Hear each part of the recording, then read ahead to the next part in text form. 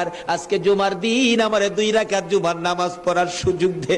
ও নবীর উম্মতেরা, নবীর আশিকেরা, হুসাইনের আশিকেরা গো, এই 2 রাকাত নামাজ জুমার নামাজ ছাইরো না, আমার নবীর শাফায়াত নসিব হবে না। রক্তে লাল হইয়া যদি হুসাইন 2 রাকাত জুমার নামাজ পড়তে পারে গো, আজকাল থেকে কথা দিতে হবে জীবনে কোনোদিন জুমার নামাজ ছাড়তে পারবা না। জুমার নামাজ আদায় করতে সময়টুকুন দিলে নামাজ শুরু করে দিলেন, রুকু সিজদার কাজ শেষ করে তাশাহুদে বসে সালাম ফিরানোর আগ পর্যন্ত কাছাকাছি বসে বসে এই যে সৈন্যরা নামাজের ভিতরে প্রত্যক্ষদর্শীরা বলেন এক একটা করে তীর মারে হুসাইনের গায়ে। ডান দিক দিয়ে যদি তীরটা মারতো, বাম দিক দিয়ে বেরিয়ে যাইতো, সামনে দিয়া মারলে পিছন দিয়া বেরিয়ে যায়, এই কিসিমের তীর গো নামাজের ভিতরে বাহুতুরটা তীর লাগাইছে।